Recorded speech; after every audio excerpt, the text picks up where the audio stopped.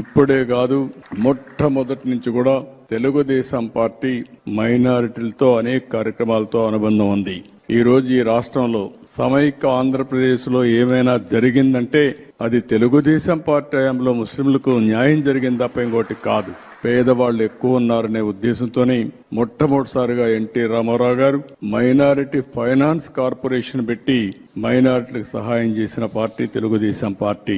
నేను ముఖ్యమంత్రిగా ఉన్నప్పుడు ఆ రోజు మీరు ఒక్కసారి చూస్తే ఉర్దూ అంత మునుపు ఆందోళన చేసేవారు. ఎన్నో ఆందోళన చేస్తే 13 జిల్లాల్లో సమైక్య ఆంధ్రప్రదేశ్ లో ఉర్దూను రెండో భాష చేసిన పార్టీ తెలుగుదేశం పార్టీ అని చెప్పి కూడా నేను మీకు తెలియజేస్తున్నా. ఇదే కాకుండా హైదరాబాద్ లో ఒకప్పుడు మక్కాకి వెళ్లాలంటే బాంబేకి వెళ్లేవాళ్లు. అలాంటిది హైదరాబాద్ లో బ్రహ్మాండమైన ఇక్కడే ఫరూక్ గారు ఉన్నారు. ఆ రోజు ఫరూక్ గారే మంత్రి, ఈ రోజు ఫరూక్ గారే మంత్రి. ఆయన ఆధ్వర్యంలో ఆ రోజు బ్రహ్మాండమైన హాజ్ భవన్ కట్టాం. అదే మాదిరిగా ఏ ఆస్తులైతే వక్ఫ్ బోర్డు ఆస్తులు ఉన్నాయో అవన్నిటికీ ప్రత్యేకమైన కమిటీలు పెట్టి అవన్నీ కూడా పరిరక్షించిన పార్టీ తెలుగుదేశం పార్టీ అని చెప్పి కూడా నేను మీకు తెలియజేస్తున్నా. హైదరాబాద్ లో ఉర్దూ యూనివర్సిటీ నేను ఉన్నప్పుడే తీసుకొచ్చాను. కర్నూలులో ఉర్దూ యూనివర్సిటీ నేనే తీసుకొచ్చాను. కడపలో మనం ఆజ్ హౌస్ కట్టాం. ఇక్కడ కూడా ఆజ్ హౌస్ ఫౌండేషన్ ఇస్తే వీళ్ళు వచ్చిన తర్వాత అది కూడా తీసేసే పరిస్థితికి వచ్చారు.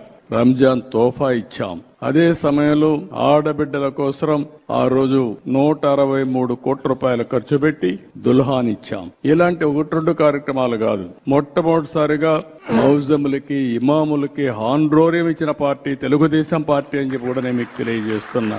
ఈ రోజు మళ్లీ 5,000 రూపాయలకు పెంచాం, 10,000 రూపాయలకు పెంచాం. ఎవరైతే ఇమాములు ఉంటారో వాళ్ళు ఎలిజిబిలిటీ ఉంటే ప్రభుత్వ కాజీల కింద వాళ్ళు నియమించే పరిస్థితికి వచ్చాం. ఆర్థిక సహాయం చేశాం. అనేక కార్యక్రమాలతో ముందుకు పోయాం. ఈ రోజు నేను ఒకటే మీకు తెలియజేస్తున్నా, ఈ సంవత్సరం బడ్జెట్ లో మీరు ఒకసారి చూస్తే 5,000 కోట్ల రూపాయలు, 5,300 కోట్లు పెట్టాం. పోయిన సంవత్సరానికంటే 1,300 కోట్ల రూపాయలు ఎక్కువ పెట్టిన పార్టీ తెలుగుదేశం పార్టీ.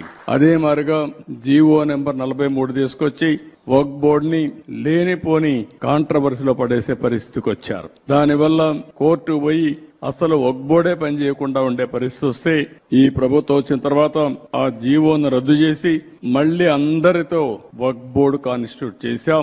ఆస్తులు కాపాడతాం. ఒకటే హామీ ఇస్తున్నా, మత సామరస్యాన్ని కాపాడమే కాకుండా మిమ్మల్ని అన్ని విధాలా పైకి తీసుకొచ్చే బాధ్యత తెలుగుదేశం పార్టీ తీసుకుంటామని కూడా మీ అందరికీ హామీ ఇస్తున్నాను.